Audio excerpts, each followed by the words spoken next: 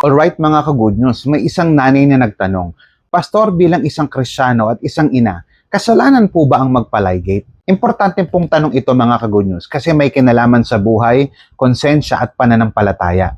That is a good question. Tara, pag-usapan natin yan.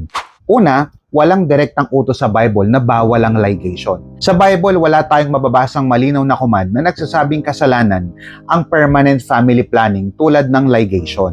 Sa Genesis chapter 1 verse 28 ang sabi, magpakarami kayo at punuin ng lupa. Mga ka-good news, ito ay utos sa sangkatauhan sa kabuuhan. Hindi specific command na lahat ng babae ay dapat manganak ng walang hanggan. Pangalawa, ang ligation ay usapin ng stewardship at kalusugan, hindi kaligtasan. Maraming ina ang nagpapaligate dahil sa health risk, komplikadong pagbubuntis, kakayahang magpalaki ng mga anak.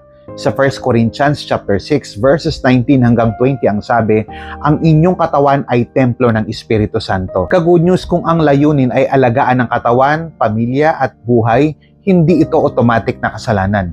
Ang Bible ay hindi kontra sa karunungan at responsableng desisyon. Pangatlo, ang konsensya sa harap ng Diyos ang pinakamahalaga. Mga ka-good news, hindi lahat ng Kristiyano ay pareho ng conviction.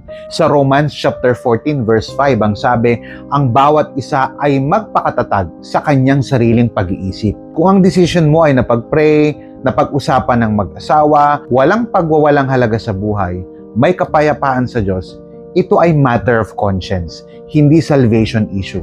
So kasalanan bang magpaligate? Hindi automatic ayon sa Bible.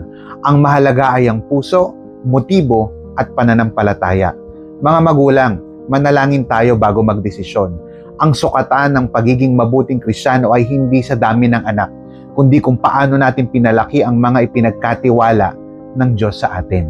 What are your thoughts? I-type mo sa comment section. Pag-usapan natin.